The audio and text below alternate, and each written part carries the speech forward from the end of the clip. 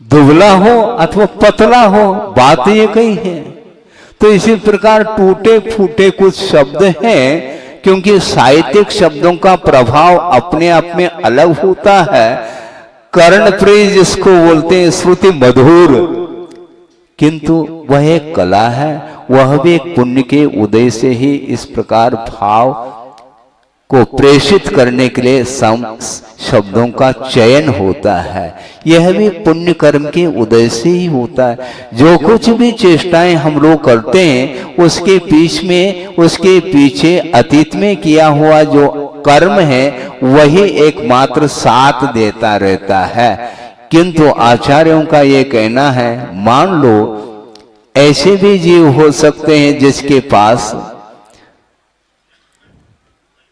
समझ रहे हैं आप, अंगूठा छाप, और अंगूठा कहां छापना ये भी उसकी बुद्धि काम नहीं कर रही है, किंतु उसका भी कल्याण करने वाले गुरु हुआ करते हैं।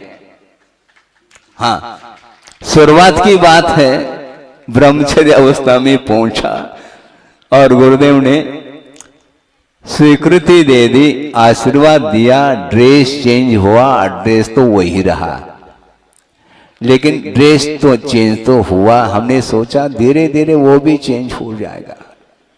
ड्रेस चेंज हुआ और उनके साथ विहार करते करते कहां पर पहुंचे, फिरोजाबाद पहुंच गए। और वहां पर पहुंचने के उपरांत प्रतिदिन समाज के लिए, जनता के लिए विभिन्न विषयों पर अच्छे मौलिक चिंतन के साथ आगम के आधार से विभिन्न विषयों पर उन्होंने अपने विचार प्रवचनों के माध्यम से रखे।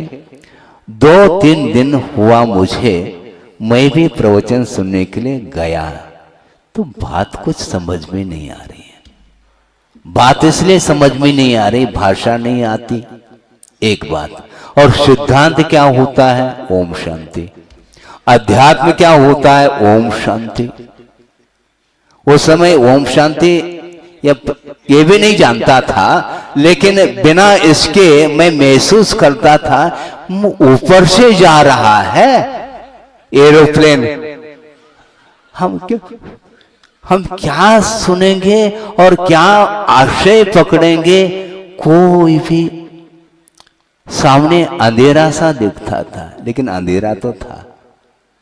लेकिन बाद में गुरुदेव ने जैन सिद्धांत प्रवेश का, जो गोपाल दास जी बरैया हुए हैं पंडित जी, उनके द्वारा रचित वह कृति, और उसको पढ़ाना प्रारंभ किया। और पढ़ाते पढ़ाते लगभग 10-12 दिन व्यतीत हुए हैं।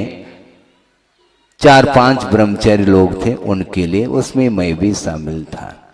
और एक दिन उन्होंने मनोरंजन के रूप में सही, क्योंकि व्यक्ति विशेष को लेकर के कभी भी वह पढ़ाते नहीं थे, सामूहिक अध्ययन है। पंगत बैठी है, एक एक के लिए थोड़ी परोसेंगे, एक साथ बैठो।